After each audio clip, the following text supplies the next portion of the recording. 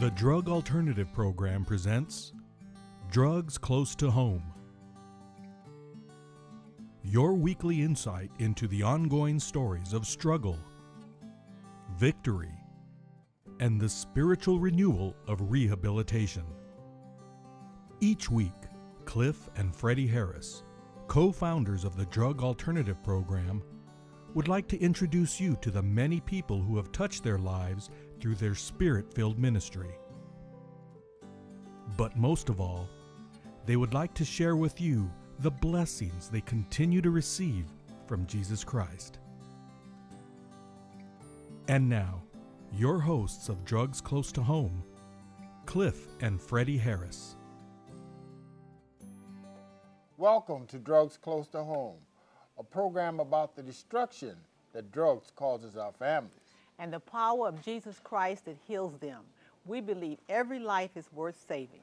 And Freddie, that is so true, because every changed life is a miracle from God. Amen. You know, Cliff and I have favorite texts. Your favorite text is what?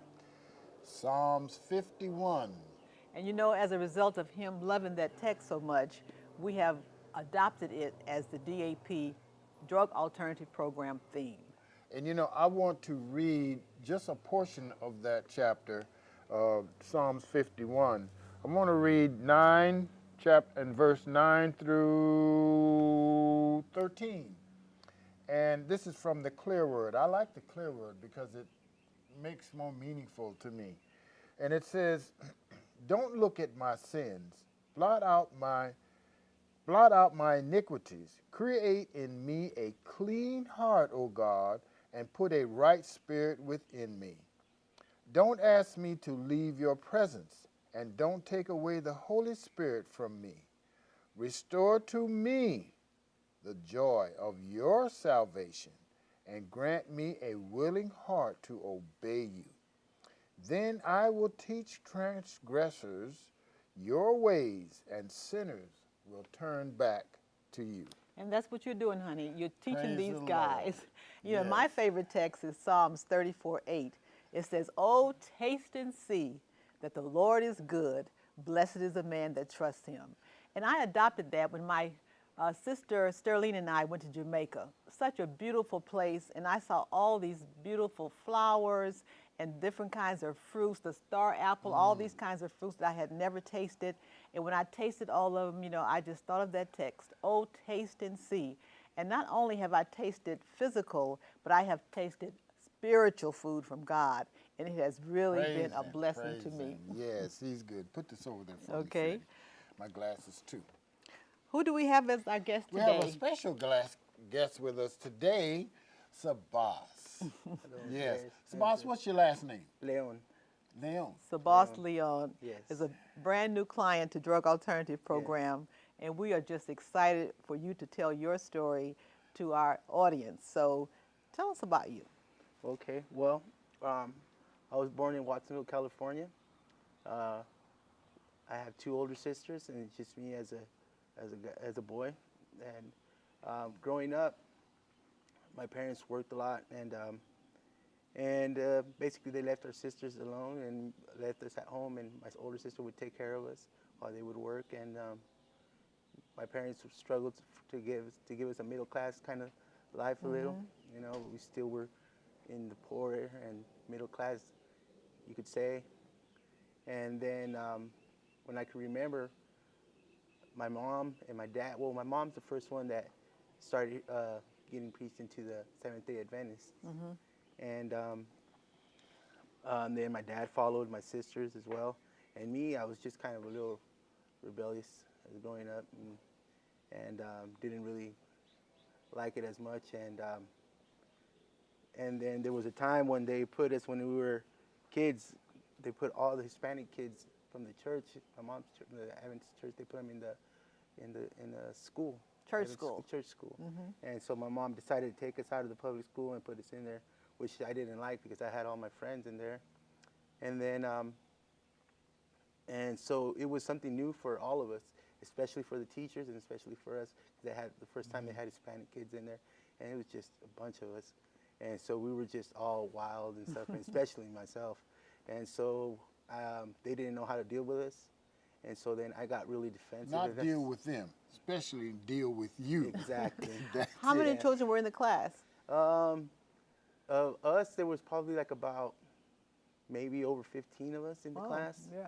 It was called I can't remember the school's name, but it was up in Santa Cruz, and anyways, so the teachers really didn't understand or how to deal with me. So, and I would cuss a lot, and I would tell them In off. other words, you just was rebellious. Yes. How old were you? Hard-headed, didn't want, and not only the teachers, just parents. You didn't obey nobody. I didn't Didn't obey want to nobody. do nothing nobody asked you to do. Exactly. So I was probably when I went to school there, I probably was like in 3rd grade, 4th grade.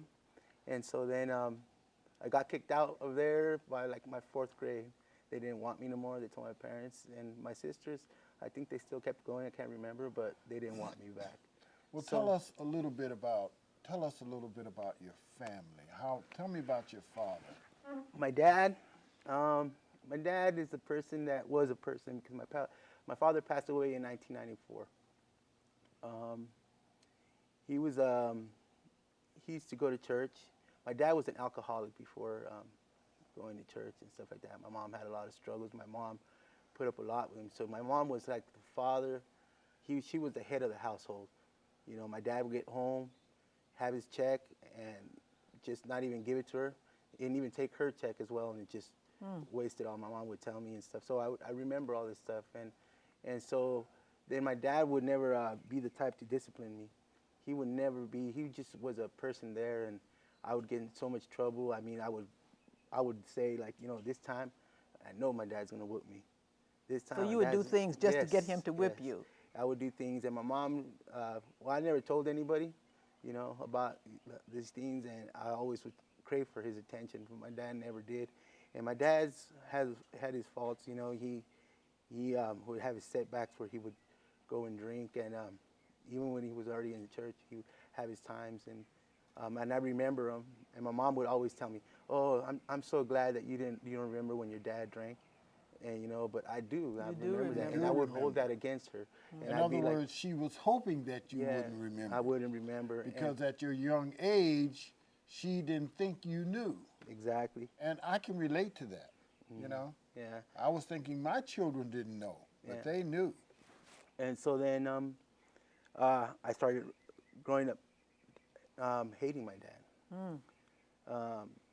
Not really because he wasn't there, didn't discipline me. Then I'd see that. Then he'd go back to church, and I would always think to myself, "What a hypocrite! You know, why does he, do that?" But now I could understand where there's forgiveness if you really believe it. Now that I've come here to DAP, but before I came to DAP, I never believed that. So I still have a lot of things to work with that. Even I'm learning with what you guys teach me. My counselor, Julie, teaches me, and it's just something that I have to learn and have to make amends with myself and God, because I feel guilty sometimes when I would feel guilty when I would always curse my dad, and I never cried for him in his funeral. My father was the only funeral I ever went to in all my life, of my friends, grandparents, uncles, anybody that I could remember. Well, where were you at all these times? Where were you? Most of my times I was in prison, Mr. Harris. So tell us how much time have you spent in prison? Between all the times I've been 10 years, Mr. Harris. Tell us a little bit about your life in prison. What was it like in prison? Prison is very, it's hard, Mr. Harris. It's something that sometimes I really don't like talking about, but it's mostly, if you get in, you can understand that it's like a pyramid scheme, kind of like you have to move up in the ranks and kind of just learn how to respect other people's, and just, it's hard, try to stay away from trouble, get in trouble, and it's very hard because someone like me at the beginning was very hard for me to go by the rules, what they said. Okay, let me think of this here. Now here you were, a rebellious child coming up. Nobody, I'm not going to do what anybody tells me to do. I'm going to curse you out. I'm going to do whatever I want to do, right? Yes, sir. So what it was like when you first went in there. Tell me an incident, you know, when they go in, they have you to do certain things and you refuse to do it, right? Yes, I can't talk about it on the TV, but some of you who have been to prison out there can understand and relate what I'm saying. The first time that when I went in, they put you inside and they check you, take showers, and before they set you into your houses or RDU, where they kind of give you an evaluation of where your mind is at, and if you need something or medication, or if you got TB shots or whatever. The first thing that they do is they ask you to give you a cavity search, and a lot of those is basically you have to kind of it's a degrading kind of thing where they check you everywhere. And then they told me, and I said I wouldn't do it, cussed them out, and they told me, they set me aside, and when you ready to do it, I said no. I said it about 6 times, so no, you're going to go to the hole if you don't go do this. And I said, I don't care, you're not going to make me do it. I'm my own man. So I went into the hole right off the bat, and How long? I was in there for 6 days. Wow. Because I wouldn't do it. I did it, and it's just because I was trying to be just stubborn, hard-headed. I wasn't going to play by their rules. I was going to play by my own rules. And just to get a reputation as I was going into as well. Going in there, people knew me already. And you are a tough man. Yes, sir. Yes. Yes. And so that got me a reputation as I went in. Everybody, found out in the yard. And so at the time, I didn't understand how stubborn I was and how prideful I was. And I'm understanding that pride is the thing that's going to get me. Now, in all of this, you said that you didn't like prison. You don't like to talk about it. No, I don't, Mr. Harris. But we kept going back. Yes. You kept going back. When you get out, you go right back and do the same thing again, and you're going to go back. So what is that? Now, help me with this, because I can relate to it. So let me see what you're going to say. Well, I think it's when you get out, you kind of forget or it's basically you have no. I had no focus in life. I had no set future or anything that I thought that was gonna, I didn't have anything to go out to. All I had to go out to was old friends and old habits. And as soon as I would get out, I'd forget. Right. Give me a week and I'd be done. I'd be like, oh, you know what? I could run. One time I told my probation officer or parole officer, you know what? I'm using, the chase is on, I'm gonna get high until you catch me. See when you catch me.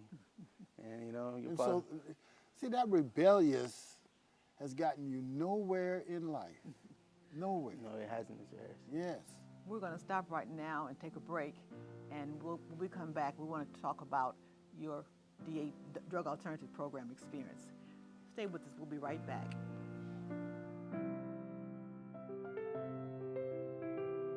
Growing up, there wasn't a lot of love. Didn't have a father. My mother was an addict.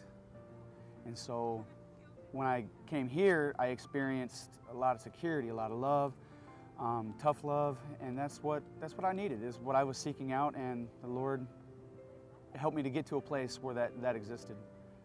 Drug Alternative Program, it's a different kind of place that you can really see the difference that it's making both in the clients and in the staff members who themselves were clients themselves at some point.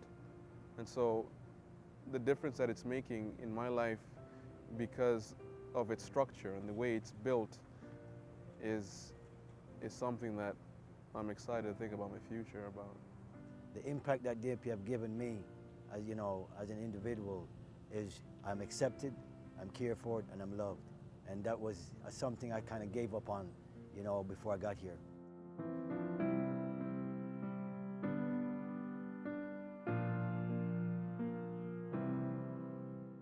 Welcome back.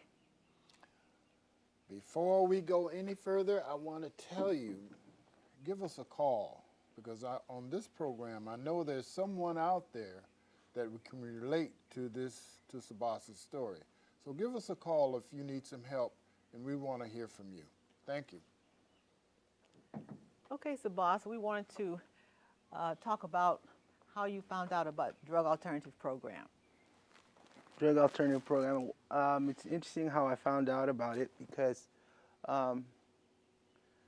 when these last times when I was using, I was pretty out of control already, and the good thing about it was that I wasn't on no probation anymore. I wasn't parole. I wasn't in the system anymore. So I was using drugs, drinking, and just trying to keep it undercover between my family. But then, as you could tell, as any drug addict knows, I mean, you could only control it for so long, where it starts getting out of control, and you could lose your job. Well, you will lose. I mean, you can only hide it so long. Exactly. Were you working? Yes, I was working. I was working. You see, I have 2 boys, and I would take care of them. How old are they? My boys are 5 and 6 and 5, and so I had lost my job, and so what I was doing was asking people for money, you know, just kind of asking them. I would lie to them, say I needed to pay a bill, I needed to do this. How did you lose your job? I just one day didn't show up. I didn't feel like going anymore. I felt like getting high, and told my family, you know what, they fired me. I made it seem like I was a victim, and it was actually me that decided not to go no more. Today's a better day to get high than go to work. And so, as that went on, I ran out of people to ask money for because I owed everybody money, so I couldn't ask anybody anymore. And so what I was doing, I was starting to grab things here and there from the family and things that they wouldn't really recognize and stuff. But I would never, ever touch my dad's stuff, ever, ever. That's one thing that I never did. I would, I held inside me as saying, I'm not going to get that stuff.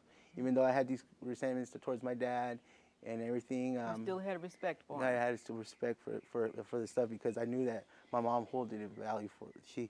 That was something that she held value for. So she had it in the storage at her house. What did she have? She had tools. My dad was kind of like a person that would go to yard sales and get stuff, and mom would get mad at him and why'd you buy this? But in actuality, he had use for it. Like he had, but my dad was like a side mechanic. He did things, and he liked working on his cars. He liked doing his own handyman things in the house. He liked buying stuff like that. So he had some valuable stuff. And so then one day, I didn't have nothing, so I just decided, this is it. It's just there. It's collecting dust. In my mind, it started just going, making excuses. Just justifying myself. Man, your mom don't need that. She's probably even going to go in the shed and even think that it's gone. She won't even look twice or something. So I went to her house, probably like 1 in the morning, and it was. I knew that she was going to be asleep, and so I went in there, get the keys for the shed, and the TV was on when I walked in, and I was like first thinking, oh, she's probably awake. So I was like, oh man, I'll just go in there because she already, probably heard me already. So I walked in, but she wasn't there. She was sleeping in her room, and so I started creeping because I had to pass the living room to get to the kitchen where the keys are at.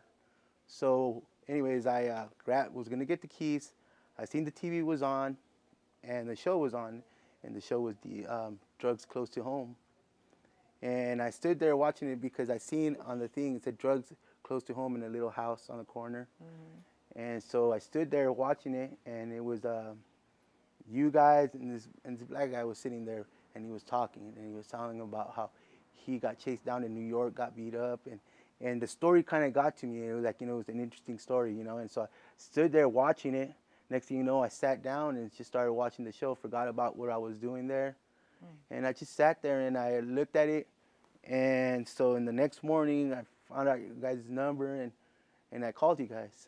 But there was something unusual about that program. It was in English. Yes. And your mom doesn't speak English. She only speaks Spanish. Yes. So that was a providential divine appointment for you, Sabas, and for you to take the time from wanting to steal and sit down and watch our program for 30 minutes. Yes. I mean, that was just God. Yes, because the thing is that not till I got here I realized that, because at the time, you know, I asked you guys if I could come, and then you guys said, you know, you need, you know, if you want to come, you know, you guys asked me questions, and I asked me if you're serious. Mr. Harris asked if I was serious, and I was, yes, I'm serious, you know.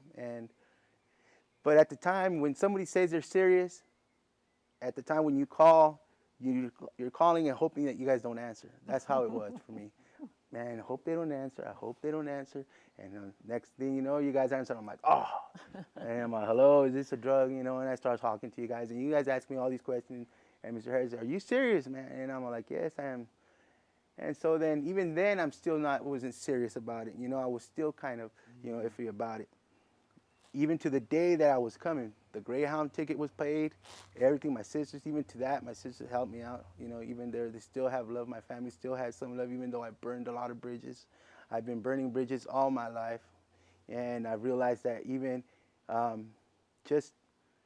that's something that I learned in DAP here. It's just that you know, you need to make amends to people. You need to just, you know, find a relationship with God, because that's the thing. And the thing that I think the Lord helped me with was making the decision to come. And I remember when you called, I think you said, well, I think I've got to get detox first. Yes. You know, I'm going to do that before I come. Yes. You called. But what he did was, I was gonna, okay, well, go get detoxed. But then he said to me on the phone, no, I think I better come, because if I don't, I won't make it. I Right. won't come at all. Right. And see, that's something I gathered from you. I was impressed with you. No, I gotta come. You said, no, I must come now. Yes. And we as addicts, I want to talk to some of you out there. You know what you need to do. You know what you need to do, but you know what you don't want to do, and that is get away from your drug. You don't want to let it go, but you must make that decision. And that's why I admired about you. I was impressed with you when you said, no, I think I really need to come now, because if I don't make this move now, I won't come at all. Yes, because the day I remember telling you that, because even then I was making excuses to my sister and my mom, and my sister were like, you know, we know you're not gonna go. My sister was telling me, I know you're not gonna go. It's not the money that, you know, for the Greyhound I'm gonna lose. You know, if you don't go, it's not. He goes, we're trying to help you out. You know, you need to go. And my mom told me, you need to go. You know, if you want me, you know, he goes, if you don't care about my life, this is what my mom told me that same day when I came. If you don't care about my life, you know, your sisters need me, my grandchildren need me. If you don't need me, they need me. And that kind of hurt, because I have there's a lot of things that I'm working out. This is something that here in DAP I'm learning. And I come back to that DAP. I'm glad that this program's here, that you guys have this program. I appreciate it, because like in prison, they teach you how to survive. They teach you how to scam, scheme, lie, cheat. You can become that's a university for that. You know, you learn, you get a master's degree and stuff like that when you're in there. Master's degree. And so it's, but here, you know, and there you don't learn stuff about God. Here you get help getting out of that the drug addiction. But at the same time, we're getting help in learning to walk with God, be friends with God, have a relationship with Him. I didn't learn that anywhere else, but I'm learning it here. And so, you know, even with my family did I learn that, because the things that happened with my dad, the relationship I had with my ex, is just basically, it was just, my life was just a tornado, Mr. Harris. It was just, I was a tornado that's just destroying everything that was in my path. And so when you're in a tornado, you can't see clearly. You don't see nothing. You just see blur, black, rain, everything, and that's how my life was. And I didn't see, I couldn't focus on God. And now that my head is more clear, I could focus on Him. And I think that it will help me in my life, and when I get out, because I know I'm going to graduate. You always tell me, don't ever leave this boat. Whatever happens, don't ever leave this boat, because it's hard here. I'm not going to say that it's not, but we got to stick through it, because it's Wait a harder minute. out there. Wait a minute. I want to stop you right there. You make it hard. See how you've made your life? You made your whole life hard. Yes, Mr. Harris. But it's not difficult to change if we just say, hey, change our attitude about it. That's all you have to do. And it's easy. It's not that hard to get a relationship with God. No. No, we make it hard ourselves. We think it's hard. Yes, from changing from the rules and the discipline. But I want to tell you one thing that I know. Do you have peace of mind? Right now, I could say I'm getting it. I'm getting peace of mind. I don't have it fully because I'm still struggling with things, and that's what you guys are helping with. That's what the counselors are helping What me are you with. struggling with? Being prideful, prison mentality, that everybody's out to get me, that I need to show with action that I love people, not with words, because that's one thing that I did. I would tell my mom, oh, I love you, Mom, or I tell my sister, even my children. I've learned that from you guys, that every time I'd say I love my children, I wasn't loving them because the things I was doing didn't show no love to them. My actions were showing something different. That's right. And so now I need to learn that with my actions, I will show the people that I love them. Amen. My family, and and with my actions, I will show God that I love Him as well, because that's the most important person that I need to teach. Need to show that I love. Then everything else will come along. I've learned that here in DAP, and I think that we're all learning it here. Everybody that's in the program, and even the graduates learned that. I've learned that from the graduates. And that graduate that was there, I met him the other day. Yes, Willie Yes, Ashley. and to me, when I seen him, he was like a movie star to me, because that's the man that I seen, and I was like, and I Amen. told somebody else that was in the program, I said, hey man, that's the guy I seen on the show. That's the guy I seen on the Amen. show, and it Amen. made me excited. But I Yes. didn't really want to go meet him at the same time, but it was just something that was really exciting for me, to get to meet him and meet his wife, and just things that other graduates and that Mr. Harris and Mrs. Harris have taught me, that how they are and how they act, and how they want me to be, and always be. Then if they tell me I have to do this, then I have to go with it, because I mean that's what they're the ones that are following me. And I said that before, Mr. Harris, you're like you say you work as a mason, God gave you that.